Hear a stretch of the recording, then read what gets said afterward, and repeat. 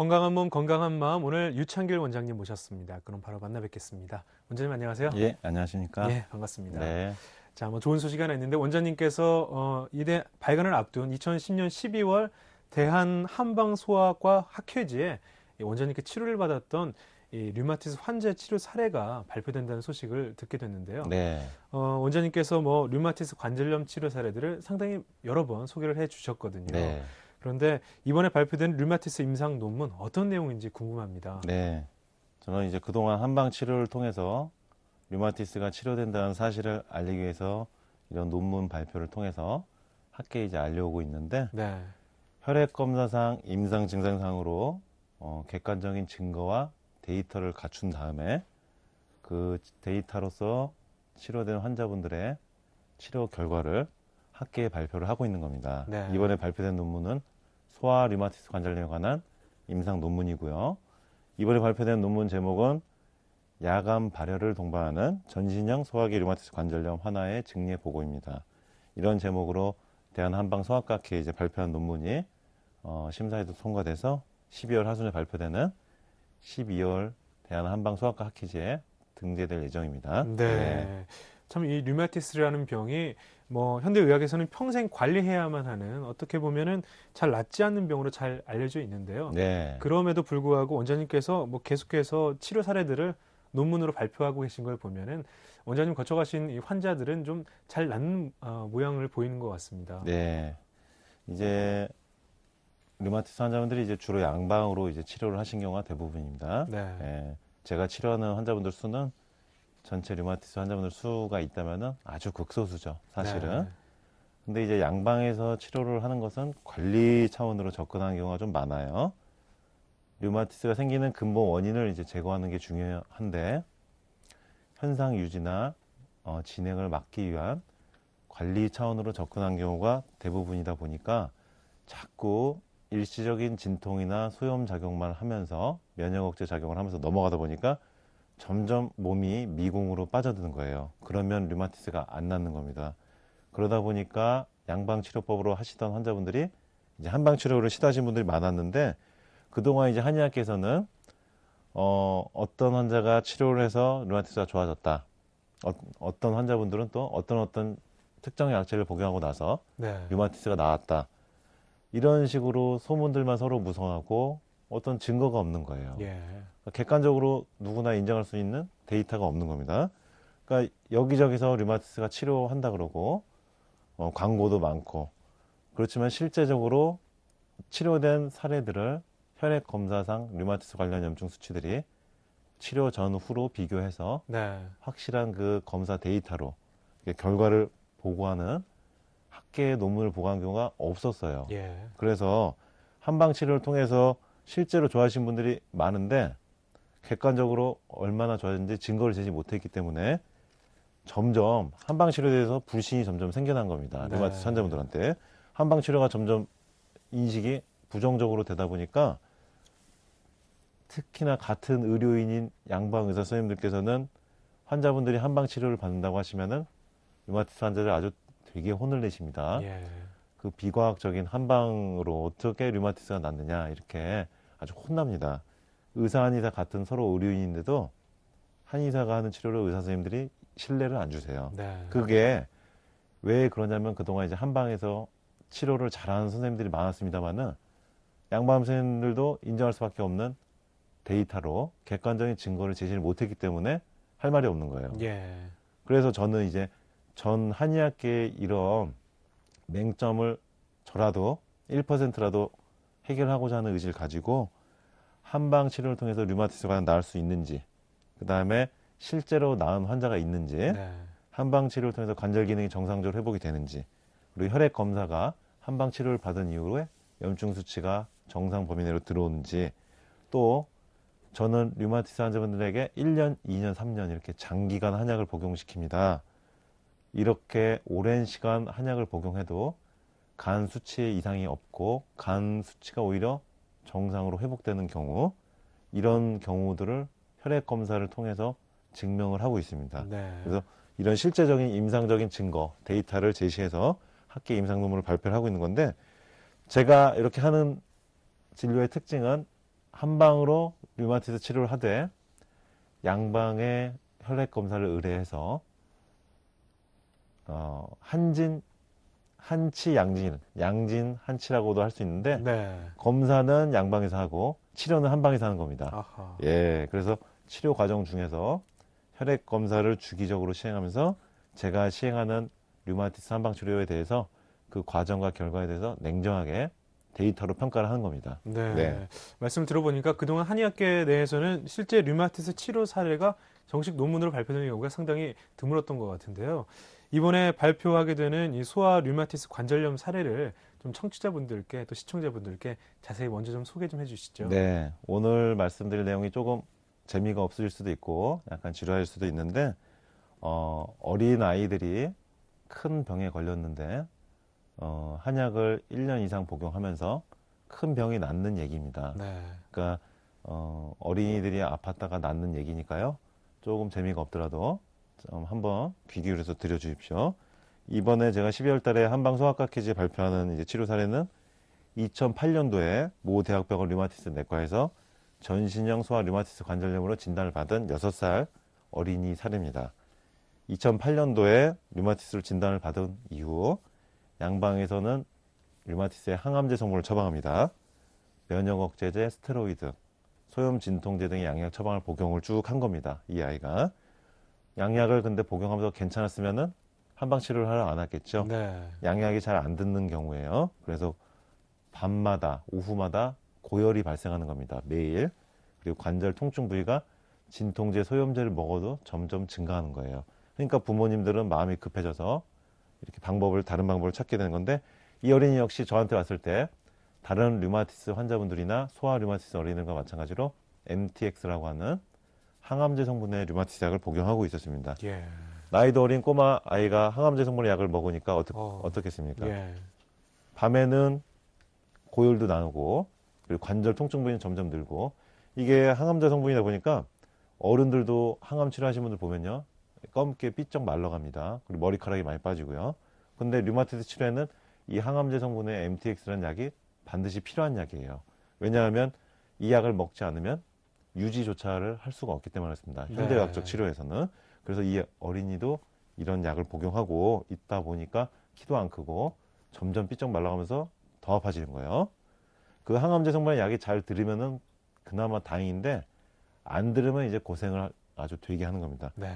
어쨌든 이 아이는 류마티스 양약을 복용하면서도 고열이 발생하고 관절통이 점차 증가를 했고 양약을 조금이라도 줄이려고 치면은 줄인 날 그날 즉시 바로 밤에 고열이 심하게 나는 거예요. 네. 그래서 양약을 줄일 수도 없는 그런 상황이 안타까운 거였는데 2009년 9월 25일 날 이제 저랑 함께 치료를 시작했습니다. 한방 치료를.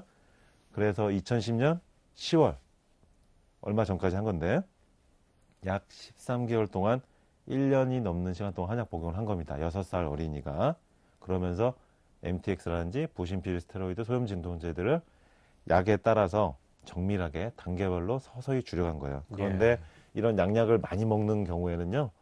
양약을 갑자기 줄이면은 몸에서 리바운딩 현상이라 그래가지고 양약에 의존해 있던 몸 상태가 갑자기 양약을 끊으면 확 나오는 거예요. 예. 아픈 게 더 나오거나 열이 더 발생하거나. 그래서 이 아이 같은 경우는 이게 아주 심했습니다. 네. 그래서 저랑 치료하느라고 아주 고생했는데 양약을 복용하다가 양을 줄이면서 심한 증상이 나오면 다시 양약 복용을 다시 원래대로 복귀. 또 줄였다가 또 심하면 복귀. 네. 이렇게 류마티스와 치열한 밀고 당기는 줄다리기 싸움을 길게 한 거예요. 그러다가 결국은 양약을 다 끊는 데 성공하고 2010년 8월 달에 혈액 검사상 염증 수치가 정상으로 회복된 겁니다. 네. 너무나 기쁜 결과가 나온 건데 이 아이의 양방 주치의 선생님인 대학병원 소아 류마티스 내과 교수님도 완치 판정을 내린 거예요. 예. 양약을 이제 먹지 않아도 된다. 이렇게 판정을 내렸는데 한방 치료 전 혈액 검사를 가져온 걸 보면은 이 아이가 이제 가져온 이게 혈액 검사 기록지입니다. 그동안 제가 1년 동안 시행한 혈액 검사 기록지인데 이 데이터를 근간으로 이제 논문을 제가 발표한 건데 이 데이터를 보면은요. 저한테 올 당시에 백혈구 수치는 정상 범위보다 증가돼 있고 그다음에 빈혈 수치는 떨어져 있는 거예요. 빈혈이 심했어요. 그다음에 항암제 성분 약을 먹다 보니까 어린아이인데 간 수치가 올라가 있었어요. 예. 한약을 먹기 전에 이미 간 수치가 올라가 있는 겁니다. 그리고 류마티스에 있어서 제일 중요한 염증 수치가 ESR이라고 하는 수치가 120, CRP가 84.2 이렇게 나온 겁니다. 정상 범위보다 많이 높은 상태였는데 염증을 줄여주는 양약을 복용하고 있는데 염증 수치가 높은 거예요. 네. 근데 한약을 13개월 먹고 염증 수치가 정상이 되고 오후 밤에 나던 고열이 없어지고 관절 통증이 줄고 관절 운동 범위가 늘어난 거예요. 그리고 백혈구 수치가 정상 회복되고 빈혈 수치는 정상이 되고 어린아이가 빈혈이 있었는데 네. 빈혈이 없어지고 어지러운 게 없어지죠. 중요한 것은 6살 어린이가 13개월 동안 하루도 빠짐없이 한약을 먹었습니다. 어허. 그런데도 높았던 간 수치가 한약 복용 후에 GOT, GPT 수치가 32, 16으로 오히려 네. 정상으로 회복된 거예요. 오늘 제일 중요한 말씀인데 한약 복용을 하면 간이 나빠진다고 생각하시는 경우가 참 많습니다. 네. 근데 식품의약품안전처에서 정식으로 허가된 약품을 사용하는 한방 의료기관에서 한약을 정확하게 처방한 경우에는 네. 간 수치가 올라가거나 간이 나빠진 경우는 드뭅니다. 근데 아하. 이렇게 허가되지 않는 한약재를 임의로 복용했을 때는 간 수치가 올라갈 수가 있는 거예요. 예. 지금 이 어린이 사례를 봐도 6살 어린이가 1년이 넘게 한약을 복용했는데도 오히려 간 수치가 정상 회복되는 그런 한약을 통해서도 간이 좋아지는 사례를 볼 수 있는 겁니다. 네. 요렇게 CRP 수치가 84.2에서 1.24로 회복되고 ESR은 120에서 25로 정상 회복된 거예요. 그런데 중요한 게 이 어린이에게 완치 판정을 역시 내린 그 모 대학병원 소아 류마티스 담당 교수님은 이 어린이가 13개월 동안 저랑 한약 치료한 걸 몰라요. 오호. 예. 예, 왜냐하면 아까 말씀드린 것처럼 이 아이의 부모님이 만약에 그 교수님한테 한약 치료를 같이 하고 있다라고 얘기하는 순간 네. 엄청 혼나실 수밖에 없기 때문에 몰래 저 혼자만의 협진이죠. 저 혼자의 외로운 협진입니다. 이렇게 검사 결과를 받아가면서 저 혼자 외롭게 협진한 건데 이 대학병원 교수님으로부터도 양약을 더 이상 복용하지 않아도 된다. 류마티스의 제일 중요한 치료약인 MTX, 메토트렉세이트라는 약을 이제는 더 이상 복용하지 않고 6개월이나 1년에 한 번씩 진찰만 받으러 오면 되겠다라는 완치 판정을 받은 겁니다. 네. 지금도 2010년 12월 현재도 여전히 건강하게 잘 살고 있고요. 학생이. 움츠려들고 소극적이었어요. 왜소하고. 근데 저번에 이제 왔을 때 보니까 아주 이제 저한테 장난도 걸고 살도 찌고 키도 크고 허벅지가 두꺼워졌습니다. 일단. 네. 류마티스가 있는 어린이들 보면은 일단 허리가 젓가락처럼 삐쩍 말라가지고요. 학다리, 세 다리인 경우가 많아요. 네. 한약이란 건 사람이라는 나무에 주는 퇴비이자 거름입니다. 퇴비이자 거름을 1년 동안 주니까 면역력이 좋아서 류마티스도 낫고 아이가 생기를 찾은 거예요. 오늘 이렇게 소아 류마티스 관절염 치료사를 좀 자세히 말씀드렸는데 오늘 방송이 류마티스를 고통받고 있는 어딘가에 있을 소아 류마티스 어린이들에게 또한 그 부모님들에게 희망으로 전할 수 있기를 바라봅니다. 네. 원장님 마지막 말씀대로 오늘 이 미니 강의가 어디선지 모르게 고생하고 있을 소아 류마티스 환자들에게 조금이나마 도움이 됐기를 바랍니다. 네, 오늘도 여러분들의 상담 전화 기다리고 있습니다. 서울 02-817-6702번으로 전화 주시면 되겠습니다. 오늘 유창길 원장님과 함께하고 있습니다. 미니 강의와 관련해서 문의하신 분이 계신데요. 그분 바로 소개해드리죠. 자, 현재 초등학교 6학년 아들이 있습니다. 1년 전부터 류마티스 관절염 진단을 받았는데요. 무릎과 발가락, 손가락 그리고 발 뒤꿈치 쪽으로 돌아다니면서 아이를 괴롭히고 있습니다. 처음에 혼자서 일어나지도 못했었는데요. 병원에서 치료를 받고 아이가 한동안은 괜찮았었습니다. 하지만 시간이 흐르고 아이가 약에 의존을 많이 하게 되고 약 없이는 초조해야 할 정도로 변했는데요. 양약을 계속 먹여야 할지 아니면 한방 치료를 시작해야 할지 알고 싶습니다. 어떻게 아이의 치료 방법이 없을지 상담 부탁드립니다. 이게 다 부모님들의 심정이신데요. 네. 지금 남자 어린이인데 1년 됐고요. 근데 무릎, 발가락, 손가락, 뒤꿈치로 돌아다니면서 관절로 아프다. 요거가 또 소아 류마티즈 관절염의 또 특징 중에 하나입니다. 네. 여기저기로 돌아다니면서 아픈 거예요. 근데 중요한 게 이전에도 한번 말씀드렸지만은 아이들이 어디 관절이 아프다고 하는 경우가 많습니다.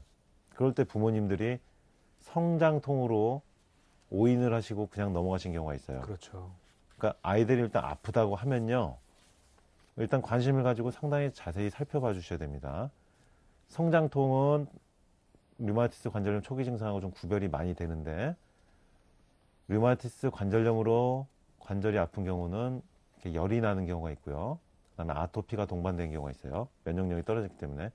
비염이나 감기가 쉽게 걸리고 콧물 재채기, 코막힘 항상 있는 경우가 있고, 단 것을 좋아하거나 아이스크림 좋아하는 아이들, 현미나 이렇게 밥보다는 빵이나 밀가루, 피자 같은 걸 좋아하는 어린이들, 특히 류마티스 초기 증상일 가능성이 많습니다. 네. 그래서 관절이 아픈 것을 계속 그냥 보고만 1년, 2년 지내시는 부모님들이 간혹 계시더라고요. 요즘은 맞벌이 부부들이 많으셔가지고 아이들 아픈 거 들어주시는 게 힘드신 부모님들이 참 많았습니다. 요즘 젊은 그 소아 류마티스 어머님, 아버님 보면은 대부분 맞벌이인데 사는 게 바쁘다 보니까 저녁에 와서 저기 애 어린이집 갔다 와서 뭐 아프다고 하는지 뭐 몰라요, 부모님들이. 그리고 본인들이 피곤하니까, 네. 현대생활 얼마나 피곤합니까, 직장생활. 아이한테 신경을 못 쓰는 거예요. 2, 3년 지나다가 결국 류마티스를 변해가지고 뒤늦게 찾아오신 경우가 많아요. 예. 그러니까 초기에 빨리 성장통과 류마티스를 잘 구별을 해야 됩니다. 류마티스는 아침에 강직감이 있고 아픈 경우가 많고요. 아침에 쩔뚝거리거나 못 걷는 경우가 있어요, 일어나서. 그러다가 11시, 12시 낮 되면은 조금 잘 움직이고 덜 아픈 경우가 많습니다. 그러니까 그런 특징들을 잘 보셔야 되는데, 지금 이 아이 같은 경우는 병원에서 치료를 받고 한동안은 괜찮았다. 이것도 전형적인 이제 현상인데, 아플 때 일단 진통제, 면역억제제, 스테로이드를 투여하면은 양약이죠. 뇌에서 일단 통증을 인지를 못합니다. 네. 통증 신호가 뇌로 올라오는데 그 과정을 차단해 주기 때문에 면역 억제를 통해서, 염증 억제를 통해서, 염증을 억제시키는 호르몬을 복용하니까 인위적으로 염증이 일단 억제는 되는데, 그 관절 통증을 유발하는, 염증을 유발하는 원인을 제거하는 게 아니기 때문에 어느 순간부터는 약에 의존을 하게 되고, 약약을 먹을 때 되지 않으면은 몸이 아파지는 거야, 먹기 네. 전에는. 그래서 약을 허겁지겁 찾게 되고 중독이 돼가는 겁니다. 초조해진다고 변했다 그랬는데, 이 진통제, 스테로이드, 면역제제를 장기간 복용하신 분들 보면요, 뇌에서 우울증을 유발하는 그 신경 전달 과정이 유사합니다. 통증을 차단하는 게 점점 예민해지고 초조해지거나 잠을 못 자거나 불안해지거나, 심한 경우는 우울 증상이 나타나는 경우가 많습니다. 아이들도요, 양약을 오래 복용하면 이렇게 변하는 경우가 많아요. 아이들이 우울증이 없을 거라고 생각하시는데 천만의 말씀입니다. 그래서 이렇게 초조할 정도로 변하고, 이런 경우는 이제 양약을 계속 먹여야 하느냐, 한방 치료를 시작해야 하느냐. 일단은 지금 현재는 양약을 단숨에 끊을 수는 없습니다. 한방 치료를 병행하면서 양약을 종류별로, 약 종류에 따라서, 약 용량에 따라서 단계별로 서서히 줄여 나가면서 리바운딩 현상을 잘 관리하면서 치료를 해나가면서 양약을 결국 줄이고 한약만 복용하다가 결국은 한약도 복용을 하지 않고도 유지가 되게 만든 것을 목표로 치료를 해나가야 되는데, 네. 오늘 류마티스 치료 사례 제가 발표한 논문처럼 치열한 줄다리기와 치열한 싸움이 기다립니다. 이 정도 상태의 어린이들은요, 아주 전쟁을 치러야 되는데 전력과 전술을 적절히 구사하면서 음식 조절, 생활 조절하면서 운동도 적절하게 해주고, 아이와 어머님과 저가 2인 3각이 돼서 호흡이 완벽하게 맞아야지만 류마티스를 무찌를 수가 있습니다. 한 방으로 병행을 해서 양약을 조금씩 줄이고, 그리고 결국은 약을 끊고도 아이가 통증이 없는 상태, 그것을 목표로 일단 치료를 해보시기 바랍니다. 네. 자, 일단 임상에서 실제 성공 사례가 있으니까요. 그 사례 좀 참고하시면서 한방 치료 해보시는 게 좋겠습니다.